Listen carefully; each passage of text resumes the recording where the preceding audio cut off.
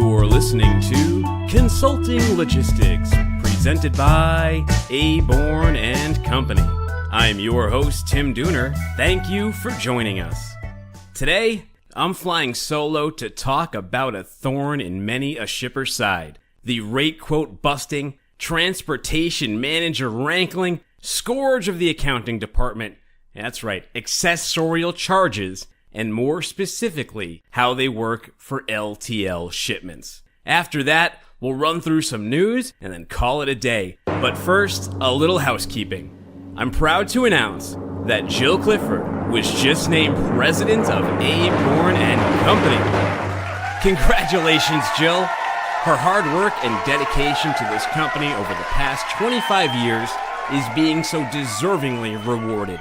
Jill's knowledge of not just this industry, but this company and its culture make her the woman for the job. I'd also like to thank PR Newswire, Business Insider, Yahoo Finance, and the Boston Herald, amongst many other media partners who ran our press release on that. If you'd like to read our accompanying article on how LTL accessorials work and how to save on them, then head over to our blog at abornandco.com/blog. That's abornandco.com/blog. If you're looking for this podcast, good news, you've found it because you're listening to it. But should you need to come back to it, or if you'd like to catch our past episodes, simply visit abornandco.com/podcast. Now, on to our main feature, how LTL accessorials work.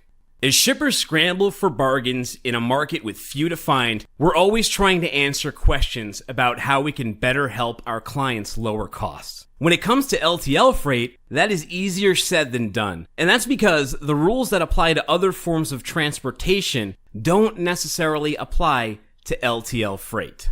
So what are accessorials? Well, let me explain. When you have a full truckload shipment, that freight is typically picked up by one truck, hauled by one driver, and delivered to one location. Whereas with LTL freight, that same shipment would likely be moved by multiple trucks and handled by several drivers before ultimately being consolidated with other loads that are headed in the same general direction as your freight. Since LTL shipments of all shapes and sizes are commingled into one trailer with freight from multiple consignees that is headed to a handful of different destinations, an LTL carrier is unlikely to be dealing with the same conditions at each delivery point. To account for that, LTL carriers use accessorial charges. Accessorial charges are fees that are applied to shipments when additional services are required to handle the cargo. In many cases, accessorial charges will be added after the fact as the carrier was unaware of whatever specialized delivery requirements the shipper may have had.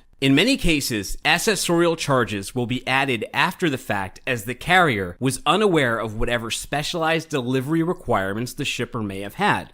Due to this, they can be incredibly difficult for some shippers to factor into their transportation budgets. However, nearly all accessorial charges can be predicted in advance so long as the shipper has some awareness of what their freight is and where it's going. Although most can't be prevented, many can be mitigated, negotiated, and prepared for. So that's what accessorials are, but how do they work? Here's how accessorial fees work. When a shipper has a load, they'll go out to the market and get a variety of quotes on the move. If they don't note any special conditions, they'll receive a base rate quote. This quote assumes that the shipper is moving the exact freight that they described. That freight will be available for pickup when the driver arrives. It will be delivered to a location with a proper dock, and it will be unloaded without delay. Under these ideal conditions, a shipper is unlikely to see anything more than a fuel service charge on their bill. Unfortunately, many LTL shipments are not as straightforward as what the base quote assumes. For example, say you must send a pallet of goods to a trade show in Manhattan that is on the third floor of an event center. Your base quote could be $500, but then you may be subject to all of the following accessorial charges. And all of these charges here, these are based on a major LTL carrier's list of fees. These aren't even assumed or approximated. These are pulled straight from the source. So you would have an exhibition or trade show shipments fee. That's a minimum of $35. Positions not immediately adjacent to vehicle. So you got a street level delivery here. That's a minimum of $110. Service to each additional floor above street level. Remember, we said it's on the 3rd floor. Well, that's a minimum of $14. You got a liftgate with a minimum of $85 because they're not going to have a proper dock there, most likely. So if we look at this now, your total was $500, right? That's what you got from the carrier. But when we add in the accessorial charges that are going to be added in after the fact, suddenly your shipment costs $744. As you can see in the above example, accessorial fees have raised the base quote by almost 50%. Now, that may be an oddly specific example. So let's take a look at something a shipper is likely to see every day: the liftgate charge. A liftgate charge is applied whenever a shipper doesn't have a proper dock to load and unload freight. However, since liftgates are specialized equipment and not standard on all trucks, it is up to the shipper to alert the carrier that they'll require one. If the truck arrives and there is no dock, nor is the truck equipped with a liftgate, then the shipper will not just be charged a liftgate fee, but the shipment will have to be redelivered by a truck that does have a liftgate. So that shipment would then also be charged with a redelivery fee. Those can range anywhere from $85 to over $900 per shipment. As you can see, it is vitally important that you notify your carrier about the need for a liftgate. But here's where it gets even more complicated. Not all carriers charge the same amount for accessorials, even for common charges like the aforementioned liftgate. Some may charge minimums and maximums based on weight, while others use flat rates. Take this real-world example for instance. A shipper has a 3,000-pound shipment that's headed from Staten Island, New York to Hartford, Connecticut. The receiving facility in Hartford does not have a dock, so the shipper needs a carrier with the liftgate.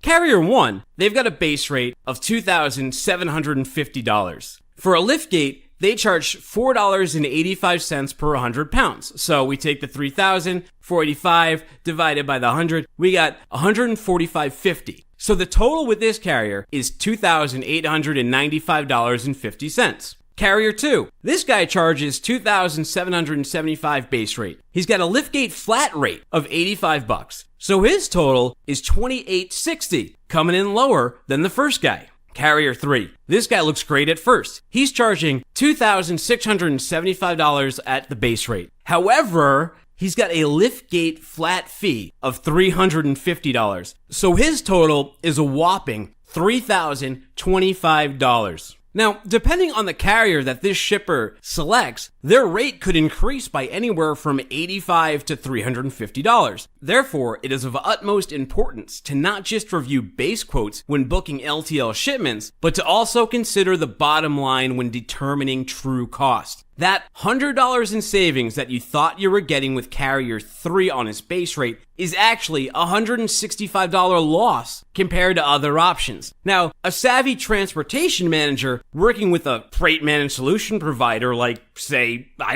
Aborn and Company would be able to make the distinction between those rates while providing access to services with the lowest total cost. Because that's the thing too. If you don't have the carrier relations, you're not going to have access to the same menu of carriers that someone like a managed freight solution may have. But beyond liftgates, there are some things that you should know about every shipment. Because liftgates are just one of a laundry list of accessorial charges. Here is a checklist of basic information that every transportation manager should know about each LTL shipment. This is sort of common sense stuff. However, you come across plenty of shipping departments where this information is either hard to come by, unknown, or discovered during the process of the shipment. That is not a best practice, and that is not a great way to be doing business, because it's going to cost you a lot more money that way. But, so here's some things to be mindful of. Keep in mind these things. Total weight of the shipment. How many pallets are there, and are they stackable?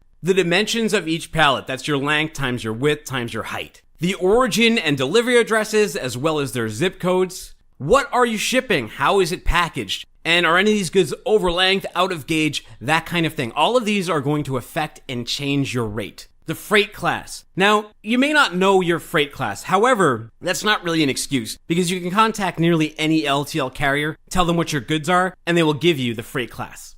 Any special conditions, needs, equipment. Again, those lift gates if you don't have a receiving dock. accessorials that have been applied in the past. So if you know the history of your shipments and you know the history of your freight and where things are going, many of these things can be anticipated because you know that you've been charged them in the past. And the reason I mention all of this is because base rates are the doorbusters of the LTL freight world. The whole point is to learn shippers who aren't taking the time to do the math. Quiz your transportation manager on that checklist. If they can't answer the above questions, there is a very good chance that they may have no idea what your company will end up paying for any given shipment. If they have no idea what the final cost would be, then how can they make an educated decision on which carrier to choose, right? It doesn't make sense. You have to know that information to know what you're being charged, especially in the LTL market. Now, granted, things can come up. You can get to a location. There may not be time to unload, and there might be a redelivery fee because of that. Some of these circumstances are unforeseen, but even a lot of those,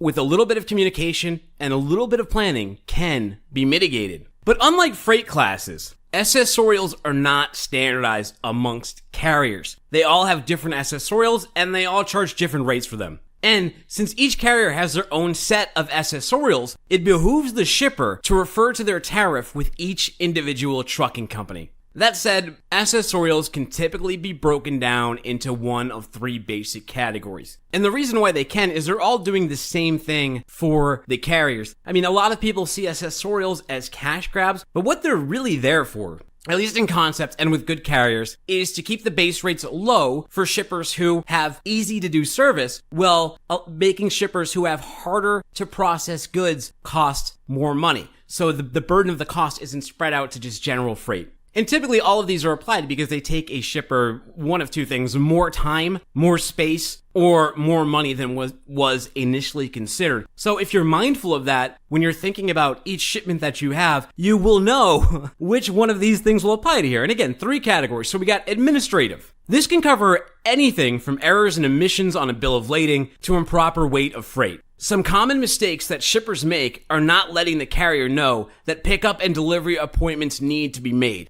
Inaccurate piece or pallet counts, and or incorrect weight class, or NMFC. That's your National Motor Freight Classification. You either don't have that or you have that wrong. Equipment. Again, lift gates, can't say it enough. Forklifts, pallet checks, dry ice, additional packaging materials, temperature control units, etc. All of these specialized pieces of equipment may come with a fee. Not having that equipment can lead to delivery delays, loads that are turned down, as well as other time and cost factors. If your goods need specialized equipment, make that known before the truck arrives so you get the right truck and your freight moves at the right time and you don't get nailed with fees that you just don't have to pay. Drives me crazy seeing you guys have to pay these. Delivery. Now this is where charges can really add up. The most common delivery charge is also usually the most avoidable, and that's the redelivery fee. This one drives me nuts. This occurs when the consignee requires a delivery appointment. However, this hasn't been noted on the bill of lading. So the carrier must now redeliver the freight. Redelivery can also happen when the right equipment isn't on hand for loading and unloading.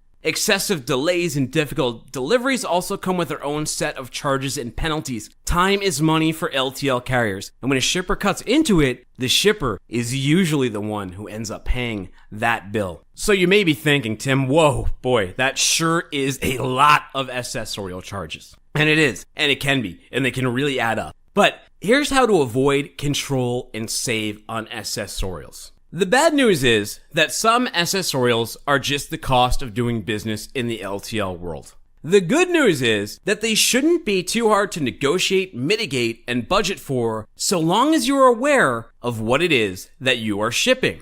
Now, if you understand your freight, then it makes it much easier to negotiate away the bulk of these charges when you're putting your carrier contracts out to bid. The more you can tell your carrier about your freight, the more transparent your billing will be, the more opportunity you'll have to leverage your easier lanes with your more costly and challenging ones. You know, sometimes to solve an outward problem, you need to look inward. There are accessorial fees that shippers can easily eliminate or reduce simply by dotting their I's and crossing their T's. Redelivery fees due to not alerting the carrier on the bill of lading about the necessity for delivery appointments or not requesting lift gates for facilities without docks are all things where the onus falls directly upon the shipper. Your transportation manager needs to know those things. If you're seeing those charges on there, go have a come to Jesus moment with your transportation manager because that guy is not doing his job. If your transportation manager is doing his job, or you're working with a freight managed solution provider, these issues should go way down. Because again, if this information should be on the bill of lading, it should be on the bill of lading. It should not come up after the fact. These are charges that just should not be there. And your transportation manager and or your freight managed solution, if the problem's falling on them, they need to take ownership of that responsibility. Here's a rule of thumb. If your shipment is anything but general cargo, that is accurately weighed and classified, and is being delivered dock to dock under ideal conditions, then you might be paying accessorials. With rapidly escalating LTL costs and an ongoing capacity crisis, shippers who aren't taking control of their freight are falling behind in a market where so few can afford to do so. And again, you can find a transcript of this podcast and article at abornandco.com/blog. What's in the news?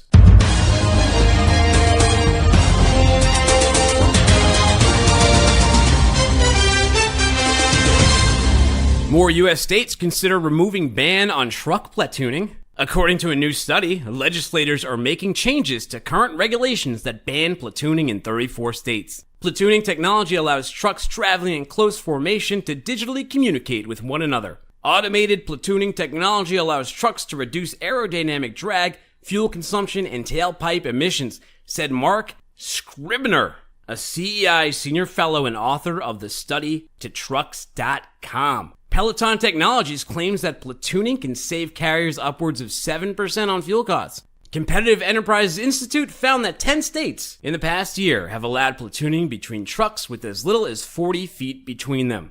Uber disbands self-driving truck division Auto. Man, this thing has been troubled from the start. They had the big lawsuit with Waymo, Google's thing for taking information. There was a big settlement there, but seems to be Auto is no more. With an IPO looming in the near future, Uber has refocused its attention to autonomous passenger vehicles. This could be a sign that the rideshare provider may be distancing itself from the freight market. While Uber Freight was initially designed to help build out network density, insiders believe that the company had been building market share that they'd ultimately leverage with their autonomous trucking division. However, without that, the company may have a very difficult time gaining market share in a congested freight brokerage market. Uber's shift in focus comes as the company needs to recover ground against autonomous rideshare competitors like Google's Waymo and GM's Cruise. And if you look at some of the stats on here, in terms of driver intervention incidents, they're 100 times behind their next closest competitor, which is GM's Cruise, and Google's Waymo is way ahead of that. So Uber has a lot of work to do down there.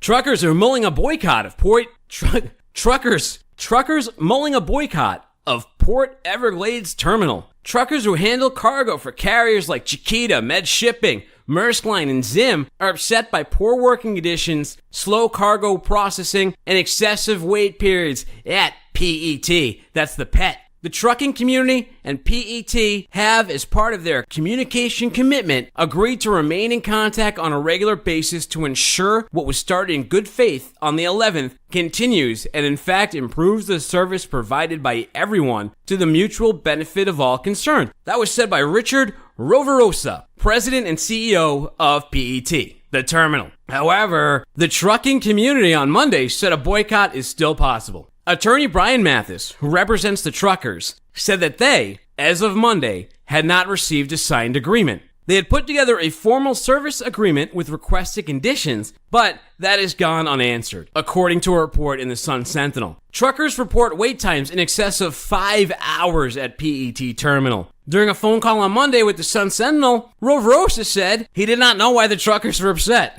And get this is his quote. "There is no problem here," he said. Okay, I guess there's no problem, even though the truckers are all playing the boycott. But good luck down there in Port Everglades Terminal.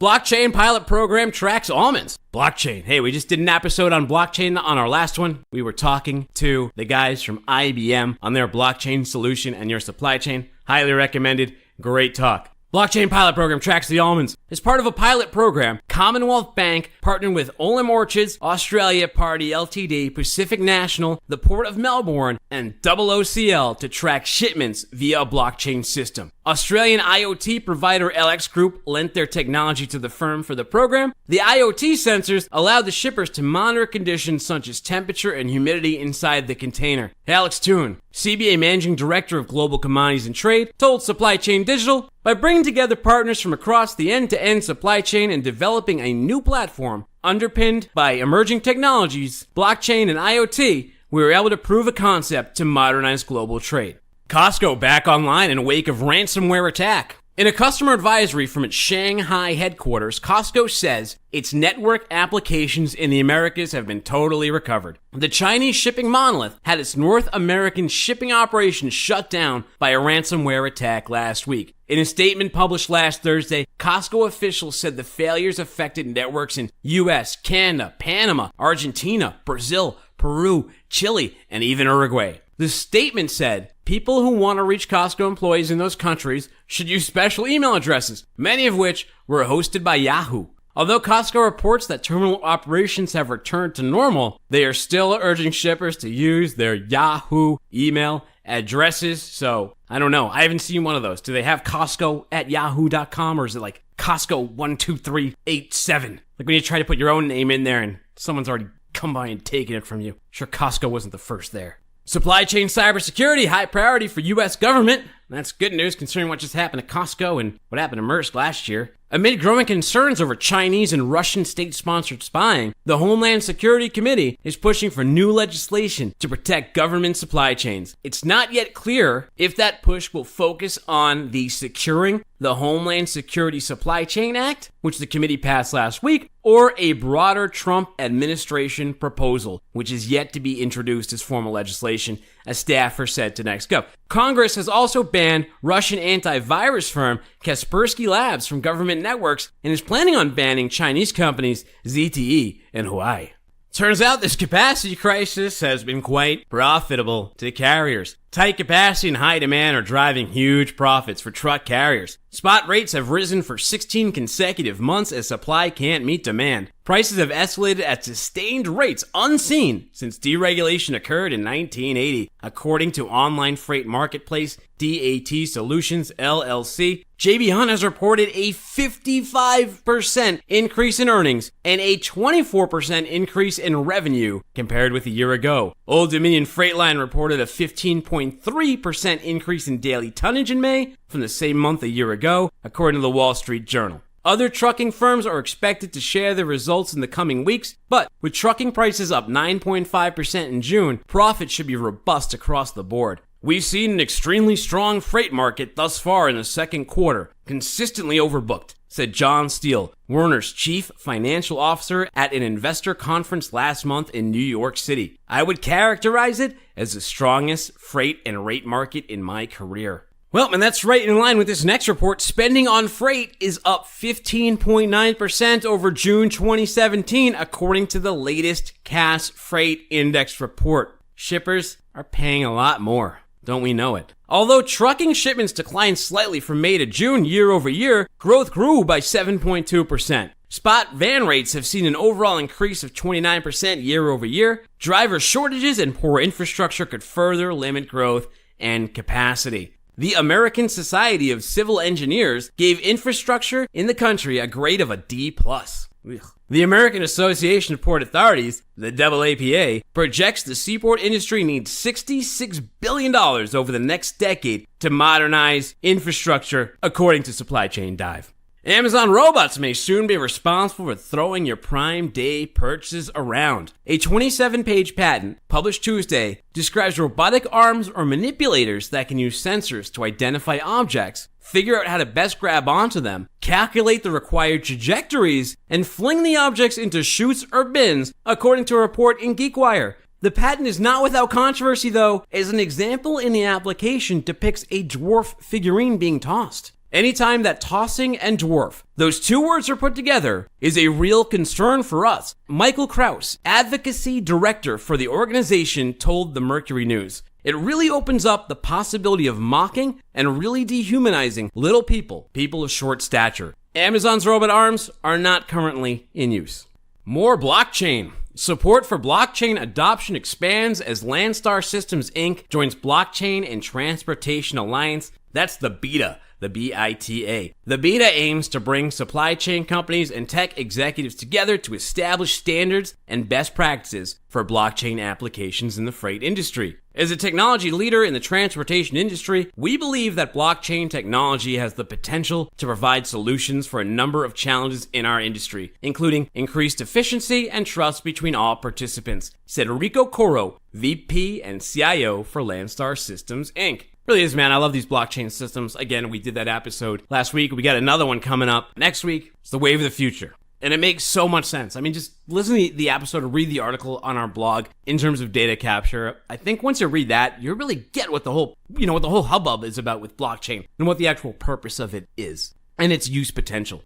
Well, we've heard of these ransomware attacks. MERS last year, just Costco now. Well, a new study found that 90% of respondents believe their supply chains are at risk of cyber threats. The report from CrowdStrike shows cyber threats are on the rise, as 66% of respondents experienced an attack against their supply chain in the past year. Supply chains are particularly vulnerable, with attacks costing on average $1.1 million and taking 5 times longer to detect than in other industries. It's clear that supply chain attacks are becoming a business-critical issue, impacting top-line relationships with partners and suppliers, but organizations largely lack the knowledge, tools, and technology to be protected, said Dan Larson, CrowdStrike's VP of Product Marketing, in that report. And here we go. Trucker asleep at the wheel destroys 2 homes in Washington state. The Moscow Pullman Daily News reports the incident occurred around 8 a.m. on July 18th when the 41-year-old driver left the highway, went down an embankment, and through one house, then down another steep hill before coming to a stop in the middle of a second house. The Heartland Express truck was hauling a load of Kirkland toilet paper from Tacoma to Clarkson, Washington. At the time, nobody was injured in the incident. Thankfully, a lot of damage was done to these homes, and this driver, he was on the road with his wife at the time. I don't know if she was asleep too, but that's gotta be a nightmare to wake up to, right? And meanwhile, you know that there's some transportation manager out there somewhere saying, "Where's my freight?" This has been Consulting Logistics, presented by Aborn and Company. For this episode and all of our previous episodes, please visit abornandco.com/podcast or simply search Consulting Logistics on your favorite podcast player. It's because we're on Spotify, iTunes, Stitcher, anywhere podcasts are played. Around the world, you can hear Consulting Logistics. Concerned about elevated supply chain costs or paying too much in accessorial charges? Visit abornandco.com to set up a complimentary consultation with one of our managed freight solution experts and learn how we have successfully negotiated over $5 billion in client freight expenses. If you have any questions, comments, requests, and guest bookings, email me at tdooner@abornandco.com. That's TDOONER@abornandco.com. That's it until next week. I'm Tim Dooner for Consulting Logistics, saying take care and happy shipping.